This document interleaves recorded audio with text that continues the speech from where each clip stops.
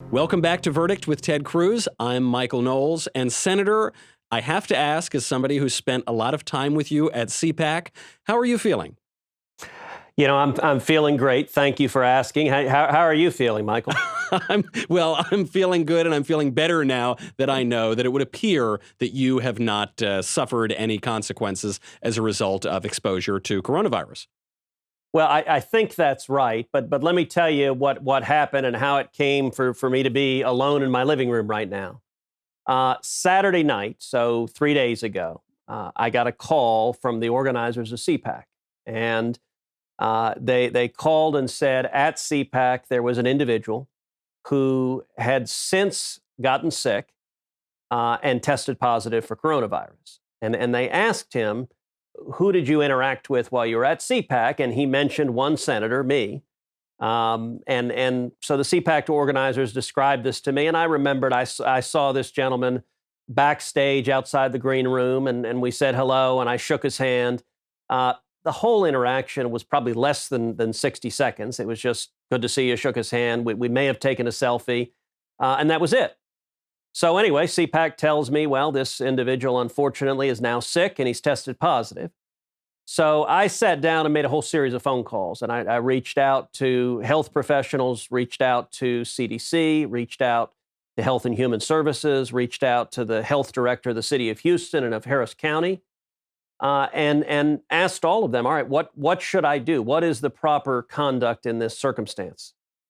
What the doctors told me is that given the very brief interaction, that it was less than a minute, number one, and number two, given that it had been at the time 9 days since I'd seen him, and I had and have today no symptoms, I feel fine, I feel great, they said the chances that I had contracted the virus were very, very low.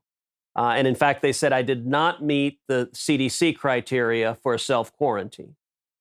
That being said, as I thought about it, I decided the right thing for me to do was to self-quarantine nonetheless. That just given the nature of the job, that representing 28 million people in Texas, I am out, I'm seeing people, I am engaging with people frequently, that it made sense to be prudent. And so I stayed home that evening, and since that time have stayed at my house, self-quarantining for 14 days from the point of the incident. But I am feeling great and healthy and strong. Well, that's good, because I think people want to hear, your personal experience. You're one of the main people we've seen in the public eye who self-quarantined. And I think there are two narratives emerging. On the one hand, we're being told that this is no worse than the flu. It's not a big deal. Everybody's overreacting. On the other hand, we're being told this is going to crash the global economy and we're all going to die. From your perspective, talking to experts, which narrative is closer to the truth? Listen, I think both of those extremes are wrong. This is a serious public health threat, and we should treat it seriously. The numbers are alarming. Since it began to spread, we've had over 116,000 cases worldwide. We've had over 4,000 deaths worldwide. Those numbers are very alarming.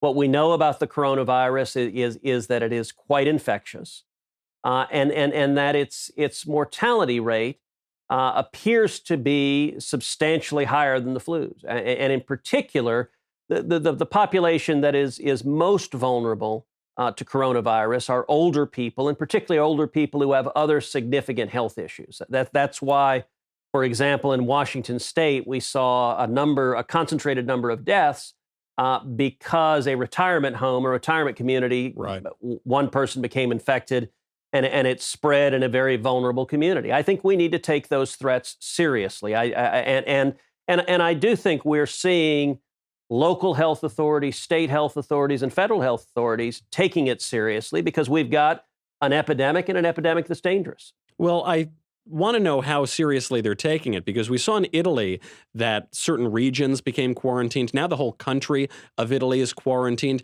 Do you think there's a chance that we could see those kind of measures here in the United States? I think it is certainly possible. We don't know right now about the scope of the spread, but if you look at the numbers, so this virus originated, as we know, in China, in the Wuhan province. There are now over 80,000 reported and confirmed cases of the virus in China alone. We're seeing numbers spread. I was looking at some of the numbers this morning that the United States, as of this morning, there were 761 cases. But we saw just this afternoon an additional 51 confirmed cases in the state of Massachusetts.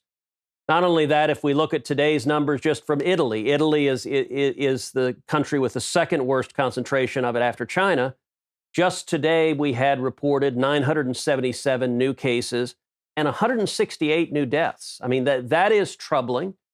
And if we see those numbers grow, then I think we will see, we've already seen events being canceled. I think in particular, nobody should be surprised to see large events that have people coming internationally, to see those being canceled. We've seen a number of them canceled already, things like South by Southwest here in Texas. And I think that there's a good likelihood of that going forward.